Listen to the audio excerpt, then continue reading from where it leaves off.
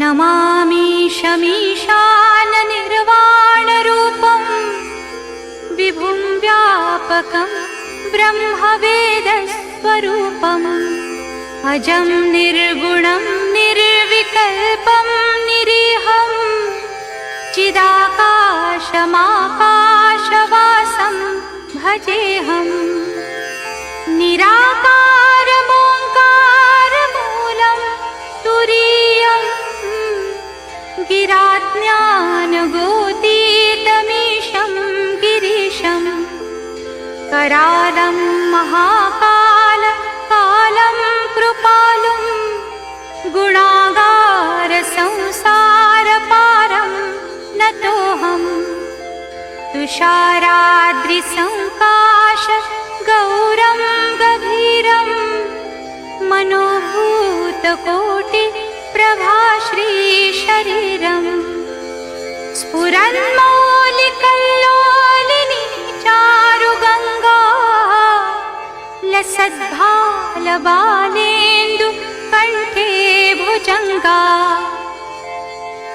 चलत्कुण्डलं भ्रूसुनेत्रं विशालं प्रसन्नाननं नीलकण्ठं दयालुं मृगाधीशचर्माम्बरं मुण्डमालं प्रियं शङ्करं सर्वनाथं भजामि प्रचण्डं प्रकृष्टं प्रगल्भं मरीशम् अखण्डं मजं भानुकोटिप्रकाशम् त्रयशूलनिर्मूलनं शूलपाणिं भजेऽहं भवानीपतिं भावगम्यम् कलातीतकल्याणकल्पान्तकारी सदा सच्चिदानन्ददाता पुरारी चिदानन्दसन्दोहमोहापहारी प्रसीद प्रसीद प्रभो मन्मथारी न यावत् उमानाथ पादारविन्दं भजन्ति हलोके परे वा नराणां न तावत् सुखं शान्ति सन्तापनाशं प्रसीद प्रभो सर्वभूताधिवासम् न जानामि योगं जपं नैव पूजा न तोऽहं सदा सर्वदा शम्भुतुभ्यम् जराजन्म दुःखौघतातप्यमानं प्रभो पाहि शापान्नमामीश शम्भो रुद्राष्टकमिदं प्रोक्तं विप्रेण हरतुष्टये ये पठन्ति नरा भक्त्या तेषां शम्भुः प्रसीदति इति श्रीमद् रामायणे विप्रकृतं रुद्राष्टकं श्रीशिवार्पणमस्तु। ॐ शान्ति शान्ति शान्तिः।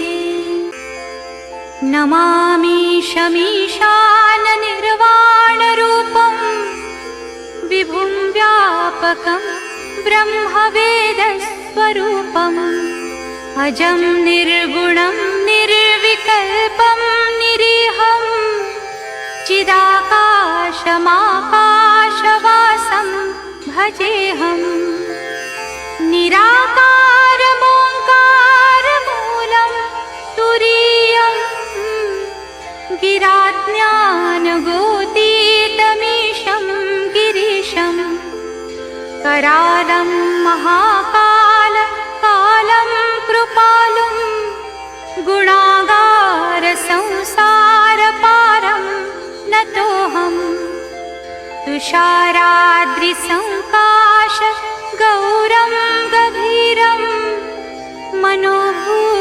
मनोभूतकोटिप्रभाश्रीशरीरम् स्फुरन्मौलिकल्लोलिनी चारुगङ्गा लसद्भालबालेन्दु कण्ठे भुजङ्गा चलत्कुण्डलं भ्रूसुनेत्रं विशालं प्रसन्नाननं नीलकण्ठं दयालुं मृगाधीशचर्माम्बरं मुण्डमालं प्रियं शङ्करं सर्वनाथं भजामि प्रचण्डं प्रकृष्टं प्रगल्भं मरीशम् अखण्डं मजं भानुकोटिप्रकाशम् त्रयशूलनिर्मूलनं शूलपाणिं भजेऽहं भवानीपतिं भावगम्यम् कलातीतकल्याणकल्पान्तकारी सदा सच्चिदानन्ददाता पुरारी चिदानन्दसन्दोहमोहापहारी प्रसीद प्रसीद प्रभो मन्मथारी न यावत् उमानाथ पादारविन्दं भजन्ति हलोके परे वा नराणाम् न तावत् सुखं शान्ति सन्तापनाशं प्रसीद प्रभो सर्वभूताधिवासम् न जानामि योगं जपं नैव पूजा न तोऽहं सदा सर्वदा शम्भुतुभ्यम् जराजन्म दुःखौघतातप्यमानं प्रभो पाहि शापान्नमामीश शम्भो रुद्राष्टकमिदं प्रोक्तं विप्रेण हरतुष्टये ये पठन्ति नरा भक्त्या तेषां शम्भुः प्रसीदति इति श्रीमद् रामायणे विप्रकृतं रुद्राष्टकं श्रीशिवार्पणमस्तु। ॐ शान्ति शान्ति शान्तिः। नमामि शमीशाननिर्वाणरूपं विभुं व्यापकं ब्रह्मवेदस्वरूपम् अजं निर्गुणं निर्विकल्पं निरीहं चिदाकाशमाकाशवासं भजेऽहं निराकारमोङ्कारमूलं तुरीयं गिराज्ञानगोतीतमीशं गिरीशं करालं महाकालं कृपालुं गुणागारसंसारपारं नतोऽहं तुषाराद्रिसङ्काश गौरं गभीरं मनोभूतकोटिप्रभाश्रीशरीरम् स्फुरन्मौलिकल्लोलिनी चारुगङ्गा लसद्भालबालेन्दु कण्ठे भुजङ्गा चलत्कुण्डलं भ्रूसुनेत्रं विशालं प्रसन्नाननं नीलकण्ठं दयालुं मृगाधीशचर्माम्बरं मुण्डमालं प्रियं शङ्करं सर्वनाथं भजामि प्रचण्डं प्रकृष्टं प्रगल्भं मरीशम् अखण्डं मजं भानुकोटिप्रकाशम् त्रयशूलनिर्मूलनं शूलपाणिं भजेऽहं भवानीपतिं भावगम्यं कलातीतकल्याणकल्पान्तकारी सदा सच्चिदानन्ददाता पुरारी चिदानन्दसन्दोहमोहापहारी प्रसीद प्रसीद प्रभो मन्मथारी न यावत् उमानाथ पादारविन्दं भजन्ति हलोके परे वा नराणां न तावत् सुखं शान्ति सन्तापनाशं प्रसीद प्रभो सर्वभूताधिवासम् न जानामि योगं जपं नैव पूजा न तोऽहं सदा सर्वदा शम्भुतुभ्यं जराजन्म दुःखौघतातप्यमानं प्रभो पाहि शापान्नमामीश शम्भो रुद्राष्टकमिदं प्रोक्तं विप्रेण हरतुष्टये ये पठन्ति नरा भक्त्या तेषां शम्भुः प्रसीदति इति श्रीमद् रामायणे विप्रकृतं रुद्राष्टकं श्रीशिवार्पणमस्तु। ॐ शान्ति शान्ति शान्तिः। नमामि शमीशाननिर्वाणरूपं विभुं व्यापकं ब्रह्मवेदस्वरूपम् अजं निर्गुणं निर्विकल्पं निरीहं चिदाकाशमाकाशवासं भजेऽहम् निराकारमोङ्कारमूलं तुरीयं गिराज्ञानगोतीतमीशं गिरीशं करालं महाकाल कालं कृपालुं गुणागारसंसारपारं नतोऽहं तुषाराद्रिसङ्काश गौरं गभीरं मनोभूतकोटिप्रभाश्रीशरीरं स्फुरन्मौलिकल्लोलिनी चारुगङ्गा लसद्भालबालेन्दु कण्ठे भुजङ्गा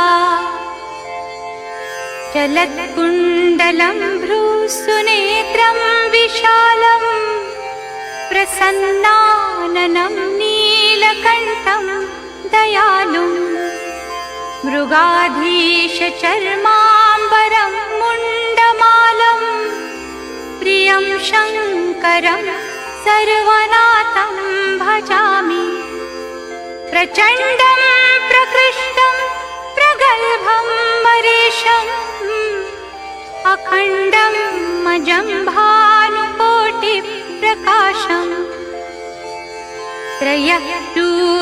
त्रयशूलनिर्मूलनं शूलपाणिं भजेऽहं भवानीपतिं भावगम्यं कलातीतकल्याणकल्पान्तकारी सदा सच्चिदानन्ददाता पुरारी चिदानन्दसन्दोहमोहापहारी प्रसीद प्रसीद प्रभो मन्मथारी न यावत् उमानाथ पादारविन्दं भजन्ति हलोके परे वा नराणां न तावत् सुखं शान्ति सन्तापनाशं प्रसीद प्रभो सर्वभूताधिवासम्। न जानामि योगं जपं नैव पूजा, नतोऽहं सदा सर्वदा शम्भुतुभ्यम्। जराजन्म दुःखौघतातप्यमानम्, प्रभो पाहि शापान्नमामीश शम्भो। रुद्राष्टकमिदं प्रोक्तं विप्रेण हरतुष्टये, ये पठन्ति नरा भक्त्या तेषां शम्भुः प्रसीदति। इति श्रीमद् रामायणे विप्रकृतं रुद्राष्टकं श्रीशिवार्पणमस्तु। ॐ शान्ति शान्ति शान्तिः। नमामि शमीशाननिर्वाणरूपं विभुं व्यापकं ब्रह्मवेदस्वरूपम्।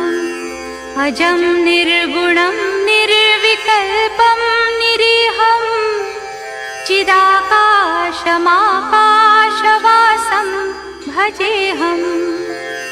निराकारमोङ्कारमूलं तुरीयं, गिराज्ञानगोतीतमीशं गिरीशं। करालं महाकाल कालं कृपालुं, गुणागार संसारपारं नतोऽहम्। तुषाराद्रिसङ्काश गौरं गभीरं, मनोभूतकोटि प्रभाश्रीशरीरम्। स्फुरन्मौलिकल्लोलिनी चारुगङ्गा, लसद्भालबालेन्दु कण्ठे भुजङ्गा। चलत्कुण्डलं भ्रूसुनेत्रं विशालं, प्रसन्नाननं नीलकण्ठं दयालुम्। मृगाधीशचर्माम्बरं मुण्डमालं, प्रियं शङ्करं सर्वनाथं भजामि। प्रचण्डं प्रकृष्टं प्रगल्भं मरीशम्, अखण्डं मजं भानुकोटिप्रकाशम्। त्रयशूलनिर्मूलनं शूलपाणिं, भजेऽहं भवानीपतिं भावगम्यम्। कलातीतकल्याणकल्पान्तकारी, सदा सच्चिदानन्ददाता पुरारी। चिदानन्दसन्दोहमोहापहारी, प्रसीद प्रसीद प्रभो मन्मथारी। न यावत् उमानाथ पादारविन्दं, भजन्ति हलोके परे वा नराणाम्। न तावत् सुखं शान्ति सन्तापनाशं, प्रसीद प्रभो सर्वभूताधिवासम्। न जानामि योगं जपं नैव पूजा, नतोऽहं सदा सर्वदा शम्भुतुभ्यम्। जराजन्म दुःखौघतातप्यमानम्, प्रभो पाहि शापान्नमामीश शम्भो। रुद्राष्टकमिदं प्रोक्तं विप्रेण हरतुष्टये, ये पठन्ति नरा भक्त्या तेषां शम्भुः प्रसीदति। इति श्रीमद् रामायणे विप्रकृतं रुद्राष्टकं श्रीशिवार्पणमस्तु। ॐ शान्ति शान्ति शान्तिः। नमामि शमीशाननिर्वाणरूपं विभुं व्यापकं ब्रह्मवेदस्वरूपम् अजं निर्गुणं निर्विकल्पं निरीहं चिदाकाशमाकाशवासं भजेऽहं। निराकारमोङ्कारमूलं तुरीयं गिराज्ञानगोतीतमीशं गिरीशं करालं महाकालं कृपालुं गुणागारसंसारपारं नतोऽहम्। तुषाराद्रिसङ्काश गौरं गभीरं मनोभूतकोटिप्रभाश्रीशरीरं स्फुरन्मौलिकल्लोलिनी चारुगङ्गा लसद्भालबालेन्दु कण्ठे भुजङ्गा चलत्कुण्डलं भ्रूसुनेत्रं विशालं प्रसन्नाननं नीलकण्ठं दयालुं मृगाधीशचर्माम्बरं मुण्डमालं प्रियं शङ्करं सर्वनाथं भजामि। प्रचण्डं प्रकृष्टं प्रगल्भं मरीशम् अखण्डं मजं भानुकोटिप्रकाशम् त्रयशूलनिर्मूलनं शूलपाणिं भजेऽहं भवानीपतिं भावगम्यम्। कलातीतकल्याणकल्पान्तकारी सदा सच्चिदानन्ददाता पुरारी चिदानन्दसन्दोहमोहापहारी प्रसीद प्रसीद प्रभो मन्मथारी। न यावत् उमानाथ पादारविन्दं भजन्ति हलोके परे वा नराणाम् न तावत् सुखं शान्ति सन्तापनाशं प्रसीद प्रभो सर्वभूताधिवासम्। न जानामि योगं जपं नैव पूजा न तोऽहं सदा सर्वदा शम्भुतुभ्यम्। जराजन्म दुःखौघतातप्यमानं प्रभो पाहि शापान्नमामीश शम्भो। रुद्राष्टकमिदं प्रोक्तं विप्रेण हरतुष्टये ये पठन्ति नरा भक्त्या तेषां शम्भुः प्रसीदति। इति श्रीमद् रामायणे विप्रकृतं रुद्राष्टकं श्रीशिवार्पणमस्तु। ॐ शान्ति शान्ति शान्तिः। नमामि शमीशाननिर्वाणरूपं विभुं व्यापकं ब्रह्मवेदस्वरूपम् अजं निर्गुणं निर्विकल्पं निरीहं चिदाकाशमाकाशवासं भजेऽहं। निराकारमोङ्कारमूलं तुरीयं गिराज्ञानगोतीतमीशं गिरीशं करालं महाकालं गुणागार संसारपारं नतोऽहम् तुषाराद्रिसङ्काश गौरं गभीरं मनोभूतकोटि प्रभाश्रीशरीरम् स्फुरन्मौलिकल्लोलिनी चारुगङ्गा लसद्भालबालेन्दु कण्ठे भुजङ्गा चलत्कुण्डलं भ्रूसुनेत्रं विशालं प्रसन्नाननं नीलकण्ठं दयालुम् मृगाधीशचर्माम्बरं मुण्डमालं प्रियं शङ्करं सर्वनाथं भजामि प्रचण्डं प्रकृष्टं प्रगल्भं मरीशम् अखण्डं मजं भानुकोटिप्रकाशम्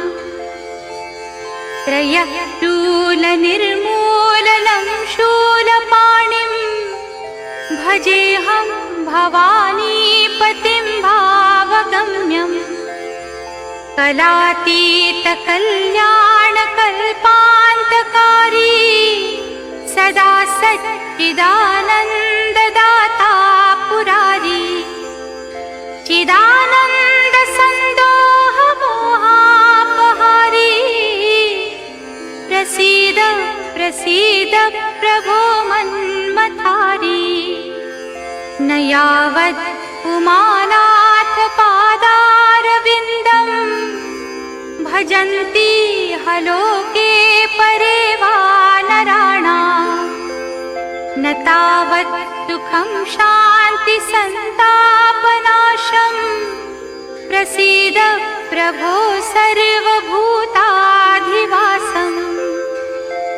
न जानामि योगं जपं नैव पूजा न तोऽहं सदा सर्वदा शम्भुतुभ्यम् जराजन्म दुःखौघतातप्यमानं प्रभो पाहि शापान्नमामीश शम्भो रुद्राष्टकमिदं प्रोक्तं विप्रेण हरतुष्टये ये पठन्ति नरा भक्त्या तेषां शम्भुः प्रसीदति इति श्रीमद् रामायणे विप्रकृतं रुद्राष्टकं श्रीशिवार्पणमस्तु। ॐ शान्ति शान्ति शान्तिः। नमामि शमीशाननिर्वाणरूपं विभुं व्यापकं ब्रह्मवेदस्वरूपम् अजं निर्गुणं निर्विकल्पं निरीहं चिदाकाशमाकाशवासं भजेऽहम् निराकारमोङ्कारमूलं तुरीयं गिराज्ञानगोतीतमीशं गिरीशं करालं महाकाल कालं कृपालुं गुणागार संसारपारं नतोऽहम् तुषाराद्रिसङ्काश गौरं गभीरं मनोभूतकोटि प्रभाश्रीशरीरम् स्फुरन्मौलिकल्लोलिनी चारुगङ्गा लसद्भालबालेन्दु कण्ठे भुजङ्गा चलत्कुण्डलं भ्रूसुनेत्रं विशालं प्रसन्नाननं नीलकण्ठं दयालुम् मृगाधीशचर्माम्बरं मुण्डमालं प्रियं शङ्करं सर्वनाथं भजामि प्रचण्डं प्रकृष्टं प्रगल्भं मरीशम् अखण्डं मजं भानुकोटिप्रकाशम् त्रयशूलनिर्मूलनं शूलपाणिं भजेऽहं भवानीपतिं भावगम्यम् कलातीतकल्याणकल्पान्तकारी सदा सच्चिदानन्ददाता पुरारी चिदानन्दसन्दोहमोहापहारी प्रसीद प्रसीद प्रभो मन्मथारी न यावत् उमानाथ पादारविन्दं भजन्ति हलोके परे वा नराणाम् न तावत् सुखं शान्ति सन्तापनाशम् प्रसीद प्रभो सर्वभूताधिवासम् न जानामि योगं जपं नैव पूजा न तोऽहं सदा सर्वदा शम्भुतुभ्यम् जराजन्म दुःखौघतातप्यमानम् प्रभो पाहि शापान्नमामीश शम्भो रुद्राष्टकमिदं प्रोक्तं विप्रेण हरतुष्टये ये पठन्ति नरा भक्त्या तेषां शम्भुः प्रसीदति इति श्रीमद् रामायणे विप्रकृतं रुद्राष्टकं श्रीशिवार्पणमस्तु। ॐ शान्ति शान्ति शान्तिः। नमामि शमीशाननिर्वाणरूपं विभुं व्यापकं ब्रह्मवेदस्वरूपम् अजं निर्गुणं निर्विकल्पं निरीहं चिदाकाशमाकाशवासं भजेऽहं निराकारमोङ्कारमूलं तुरीयं गिराज्ञानगोतीतमीशं गिरीशं करालं महाकालं कृपालुं गुणागारसंसारपारं नतोऽहं तुषाराद्रिसङ्काश गौरं गभीरं मनोभूतकोटिप्रभाश्रीशरीरं स्फुरन्मौलिकल्लोलिनी चारुगङ्गा लसद्भालबालेन्दु कण्ठे भुजङ्गा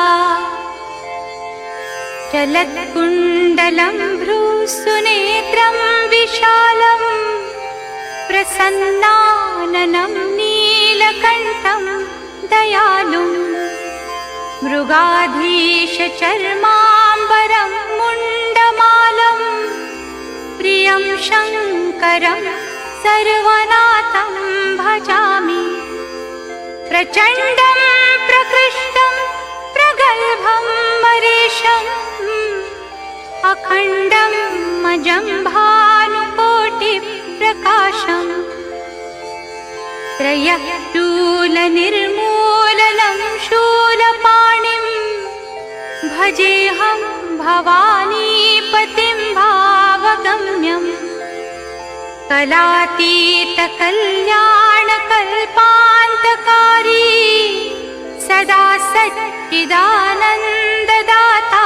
पुरारी चिदानन्दसन्दोहमोहापहारी प्रसीद प्रसीद प्रभो मन्मथारी न यावत् उमानाथ पादारविन्दं भजन्ति हलोके परे वा नराणाम् न तावत् सुखं शान्ति सन्तापनाशम् प्रसीद प्रभो सर्वभूताधिवासम् न जानामि योगं जपं नैव पूजा न तोऽहं सदा सर्वदा शम्भुतुभ्यम् जराजन्म दुःखौघतातप्यमानम् प्रभो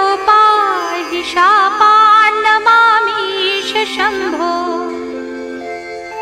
रुद्राष्टकमिदं प्रोक्तं विप्रेण हरतुष्टये ये पठन्ति नरा भक्त्या तेषां शम्भुः प्रसीदति इति श्रीमद् रामायणे विप्रकृतं रुद्राष्टकं श्रीशिवार्पणमस्तु। ॐ शान्ति शान्ति शान्तिः। नमामि शमीशाननिर्वाणरूपं विभुं व्यापकं ब्रह्मवेदस्वरूपम् अजं निर्गुणं निर्विकल्पं निरीहं चिदाकाशमाकाशवासं भजेऽहम् निराकारमोङ्कारमूलं तुरीयं गिराज्ञानगोतीतमीशं गिरीशं करालं महाकाल कालं कृपालुं गुणागारसंसारपारं नतोऽहम् तुषाराद्रिसङ्काश गौरं गभीरं मनोभूतकोटिप्रभाश्रीशरीरं स्फुरन्मौलिकल्लोलिनी चारुगङ्गा लसद्भालबालेन्दु कण्ठे भुजङ्गा चलत्कुण्डलं भ्रूसुनेत्रं विशालं प्रसन्नाननं नीलकण्ठं दयालुं मृगाधीशचर्माम्बरं मुण्डमालं प्रियं शङ्करं सर्वनाथं भजामि प्रचण्डं प्रकृष्टं प्रगल्भं मरीशम् अखण्डं मजं भानुकोटिप्रकाशम् त्रयशूलनिर्मूलनं शूलपाणिं भजेऽहं भवानीपतिं भावगम्यम् कलातीतकल्याणकल्पान्तकारी सदा सच्चिदानन्ददाता पुरारी चिदानन्दसन्दोहमोहापहारी प्रसीद प्रसीद प्रभो मन्मथारी न यावत् उमानाथ पादारविन्दं भजन्ति हलोके परे वा नराणाम् न तावत् सुखं शान्ति सन्तापनाशम् प्रसीद प्रभो सर्वभूताधिवासम् न जानामि योगं जपं नैव पूजा न तोऽहं सदा सर्वदा शम्भुतुभ्यम् जराजन्म दुःखौघतातप्यमानम् प्रभो पाहि शापान्नमामीश शम्भो रुद्राष्टकमिदं प्रोक्तं विप्रेण हरतुष्टये ये पठन्ति नरा भक्त्या तेषां शम्भुः प्रसीदति। इति श्रीमद् रामायणे विप्रकृतं रुद्राष्टकं श्रीशिवार्पणमस्तु। ॐ शान्ति शान्ति शान्तिः। नमामि शमीशाननिर्वाणरूपं विभुं व्यापकं ब्रह्मवेदस्वरूपम् अजं निर्गुणं निर्विकल्पं निरीहं चिदाकाशमाकाशवासं भजेऽहं। निराकारमोङ्कारमूलं तुरीयं गिराज्ञानगोतीतमीशं गिरीशं।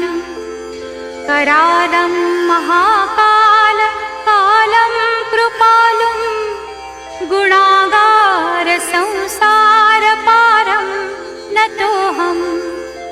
तुषाराद्रिसङ्काश गौरं गभीरं मनोभूतकोटि प्रभाश्रीशरीरम्। स्फुरन्मौलिकल्लोलिनी चारुगङ्गा लसद्भालबालेन्दु कण्ठे भुजङ्गा। चलत्कुण्डलं भ्रूसुनेत्रं विशालं प्रसन्नाननं नीलकण्ठं दयालुं। मृगाधीशचर्माम्बरं मुण्डमालं प्रियं शङ्करं सर्वनाथं भजामि। प्रचण्डं प्रकृष्टं प्रगल्भं मरीशम् अखण्डं मजं भानुकोटिप्रकाशम्। त्रयशूलनिर्मूलनं शूलपाणिं भजेऽहं भवानीपतिं भावगम्यम्। कलातीतकल्याणकल्पान्तकारी सदा सच्चिदानन्ददाता पुरारी। चिदानन्दसन्दोहमोहापहारी प्रसीद प्रसीद प्रभो मन्मथारी। न यावत् उमानाथ पादारविन्दं भजन्ति हलोके परे वा नराणाम्।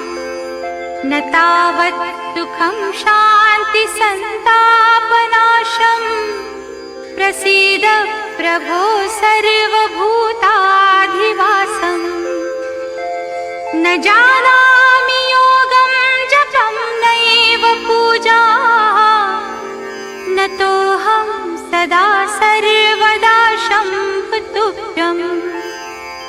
जराजन्म दुःखौघतातप्यमानं प्रभो पाहि शापान्नमामीश शम्भो। रुद्राष्टकमिदं प्रोक्तं विप्रेण हरतुष्टये। ये पठन्ति नरा भक्त्या तेषां शम्भुः प्रसीदति। इति श्रीमद् रामायणे विप्रकृतं रुद्राष्टकं श्रीशिवार्पणमस्तु। ॐ शान्ति शान्ति शान्तिः।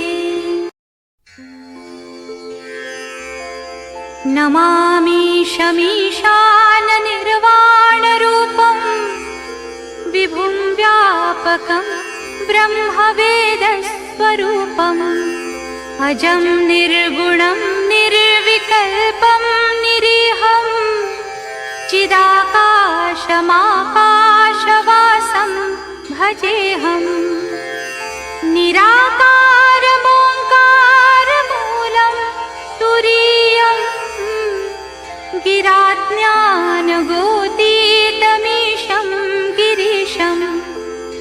करालं महाकाल कालं कृपालुं गुणागार संसार पारं नतोऽहम् तुषाराद्रिसंकाश गौरं गभीरं मनोभूतकोटि प्रभाश्रीशरीरम् स्फुरन्मौलिकल्लोलिनी चारुगङ्गा लसद्भालबालेन्दु कण्ठे भुजङ्गा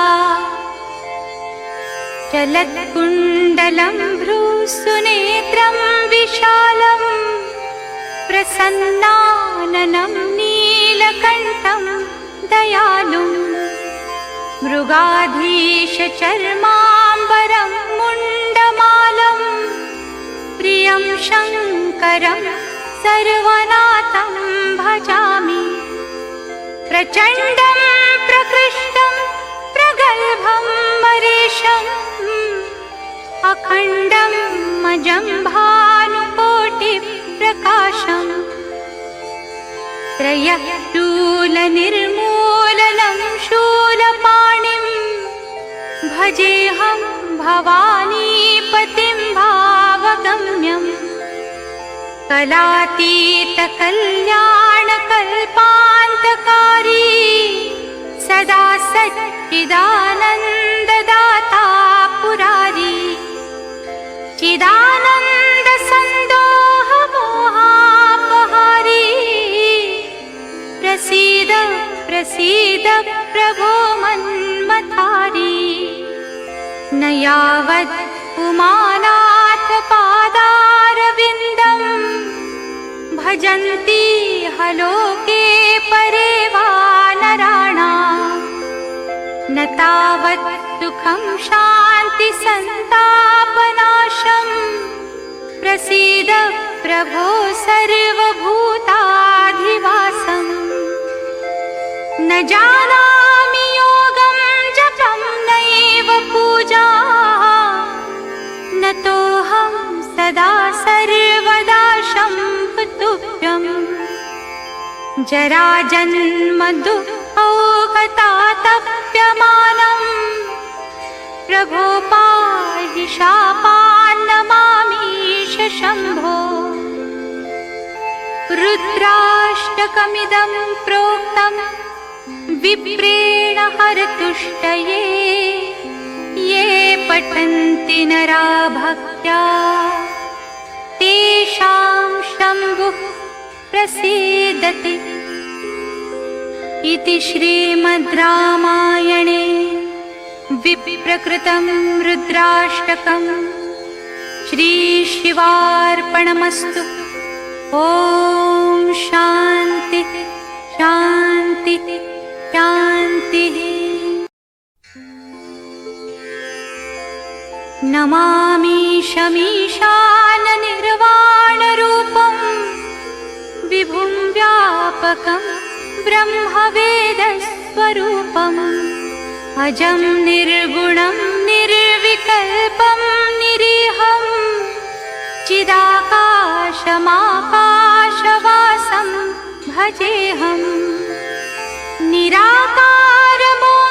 निराकारमोङ्कारमूलं तुरीयं गिराज्ञानगोतीतमीशं गिरीशं करालं महाकाल कालं कृपालुं गुणागार संसार पारं नतोऽहम् तुषाराद्रिसंकाश गौरं गभीरं मनोभूतकोटि प्रभाश्रीशरीरम् स्फुरन्मौलिकल्लोलिनी चारुगङ्गा लसद्भालबालेन्दु कण्ठे भुजङ्गा चलत्कुण्डलं भ्रूसुनेत्रं विशालं प्रसन्नाननं नीलकण्ठं दयालुम् मृगाधीशचर्माम्बरं मुण्डमालं प्रियं शङ्करं सर्वनाथं भजामि। प्रचण्डं प्रकृष्टं प्रगल्भं मरीशम् अखण्डं मजं भानुकोटिप्रकाशम् त्रयशूलनिर्मूलनं शूलपाणिं भजेऽहं भवानीपतिं भावगम्यम्। कलातीतकल्याणकल्पान्तकारी सदा सच्चिदानन्ददाता पुरारी चिदानन्दसन्दोहमोहापहारी प्रसीद प्रसीद प्रभो मन्मथारी।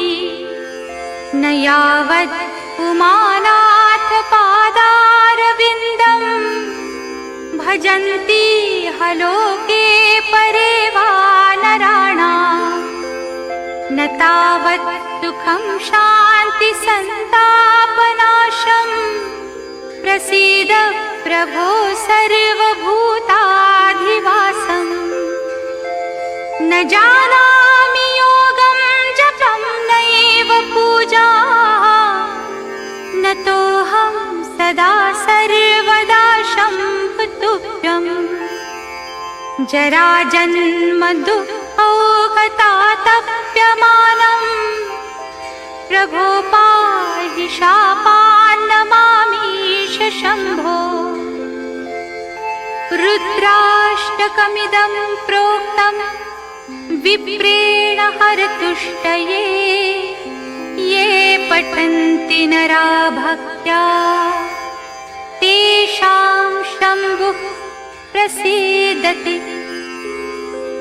इति श्रीमद् रामायणे विप्रकृतं रुद्राष्टकं श्रीशिवार्पणमस्तु। ॐ शान्ति शान्ति शान्तिः। नमामि शमीशाननिर्वाणरूपं विभुं व्यापकं ब्रह्मवेदस्वरूपम् अजं निर्गुणं निर्विकल्पं निरीहं चिदाकाशमाकाशवासं भजेऽहम्। निराकारमोङ्कारमूलं तुरीयं गिराज्ञानगोतीतमीशं गिरीशं करालं महाकाल कालं कृपालुं गुणागार संसारपारं नतोऽहम्। तुषाराद्रिसङ्काश गौरं गभीरं मनोभूतकोटि प्रभाश्रीशरीरम् स्फुरन्मौलिकल्लोलिनी चारुगङ्गा लसद्भालबालेन्दु कण्ठे भुजङ्गा।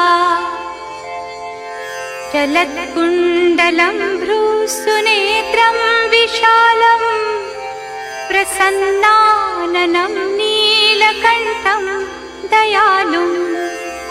मृगाधीशचर्माम्बरं मुण्डमालं प्रियं शङ्करं सर्वनाथं भजामि। प्रचण्डं प्रकृष्टं प्रगल्भं मरीशम् अखण्डं मजं भानुकोटिप्रकाशम् त्रयशूलनिर्मूलनं शूलपाणिं भजेऽहं भवानीपतिं भावगम्यम्। कलातीतकल्याणकल्पान्तकारी सदा सच्चिदानन्ददाता पुरारी चिदानन्दसन्दोहमोहापहारी प्रसीद प्रसीद प्रभो मन्मथारी। न यावत् उमानाथ पादारविन्दं भजन्ति हलोके परे वा नराणाम् न तावत् सुखं शान्ति सन्तापनाशम् प्रसीद प्रभो सर्वभूताधिवासम् न जानामि योगं जपं नैव पूजा न तोऽहं सदा सर्वदा शम्भुतुभ्यम् जराजन्म दुःखौघतातप्यमानम् प्रभो पाहि शापान्नमामीश शम्भो रुद्राष्टकमिदं प्रोक्तम् विप्रेण हरतुष्टये ये पठन्ति नरा भक्त्या तेषां शम्भुः प्रसीदति इति श्रीमद् रामायणे विप्रकृतं रुद्राष्टकं श्रीशिवार्पणमस्तु। ॐ शान्ति शान्ति शान्तिः। नमामि शमीशाननिर्वाणरूपं विभुं व्यापकं ब्रह्मवेदस्वरूपम् अजं निर्गुणं निर्विकल्पं निरीहं चिदाकाशमाकाशवासं भजेऽहम् निराकारमोङ्कारमूलं तुरीयं गिराज्ञानगोतीतमीशं गिरीशं करालं महाकालं कृपालुं गुणागारसंसारपारं नतोऽहम् तुषाराद्रिसंकाश गौरं गभीरं मनोभूतकोटिप्रभाश्रीशरीरं स्फुरन्मौलिकल्लोलिनी चारुगङ्गा लसद्भालबालेन्दु कण्ठे भुजङ्गा चलत्कुण्डलं भ्रूसुनेत्रं विशालं प्रसन्नाननं नीलकण्ठं दयालुं मृगाधीशचर्माम्बरं मुण्डमालं प्रियं शङ्करं सर्वनाथं भजामि प्रचण्डं प्रकृष्टं प्रगल्भं मरीशम् अखण्डं मजं भानुकोटिप्रकाशम् त्रयशूलनिर्मूलनं शूलपाणिं भजेऽहं भवानीपतिं भावगम्यम् कलातीतकल्याणकल्पान्तकारी सदा सच्चिदानन्ददाता पुरारी चिदानन्दसन्दोहमोहापहारी प्रसीद प्रसीद प्रभो मन्मथारी न यावत् उमानाथ पादारविन्दं भजन्ति हलोके परे वा नराणाम् न तावत् सुखं शान्ति सन्तापनाशम् प्रसीद प्रभो सर्वभूताधिवासम् न जानामि योगं जपं नैव पूजा न तोऽहं सदा सर्वदा शम्भुतुभ्यम् जराजन्म दुःखौघतातप्यमानम् प्रभो पाहि शापान्नमामीश शम्भो रुद्राष्टकमिदं प्रोक्तम् विप्रेण हरतुष्टये ये पठन्ति नरा भक्त्या तेषां शम्भुः प्रसीदति। इति श्रीमद् रामायणे विप्रकृतं रुद्राष्टकं श्रीशिवार्पणमस्तु। ॐ शान्ति शान्ति शान्तिः।